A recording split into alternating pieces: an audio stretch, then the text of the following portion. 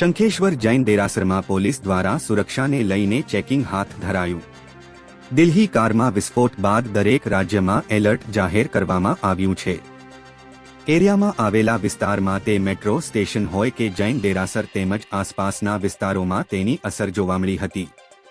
Gujarat police વડાએ દરેક જિલ્લાના પોલીસ વડાઓને પરિપત્ર પાઠવી શહેરમાં તેમજ ધાર્મિક સ્થળોએ સલામતીના ભાગરૂપે તકેદારી રાખવા સૂચનાઓ કરતા પાટણ જિલ્લા પોલીસ વડાએ કાયદો અને વ્યવસ્થાના સલામતીના ભાગરૂપે તાલુકાના દરેક પોલીસ સ્ટેશનોમાં ચેકિંગ હાથ ધરવા અને તકેદારી રાખવાની સૂચના આપતા શંખેશ્વર પોલીસ દ્વારા જૈન દેરાસરો તેમજ ધર્મશાળાઓમાં જિલ્લા પોલીસ વડાની સૂચના અનુસાર શંખેશ્વર ખાતે ચેકિંગ હાથ ધરવામાં આવ્યું હતું। શંખેશ્વર જૈન તીર્થ ગુજરાતભરમાં જૈન તીર્થ તરીકે બીજા નંબરનું સ્થાન ધરાવતા શંખેશ્વર ખાતે વર્ષે દહાડે હજારોની સંખ્યામાં યાત્રિકો શંખેશ્વર પાર્શ્વનાથ દાદાના દર્શનાર્થે આવતા હોય છે।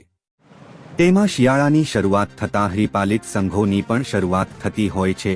આમ શંખેશ્વર જૈન તીર્થ મોટા પ્રમાણમાં શંખેશ્વર તીર્થેમાં યાત્રિકોની અવર જવર રહેતી હોય છે। દિલ્હી કારમાં વિસ્ફોટ થતાં શંખેશ્વર ખાતે પોલીસ સક્રિય બની દેરાસરો અને ધર્મશાળાઓમાં અને વાહન ચેકિંગ હાથ ધરવામાં આવ્યું હતું। રિપોર્ટર રાજુ પ્રજાપતિ।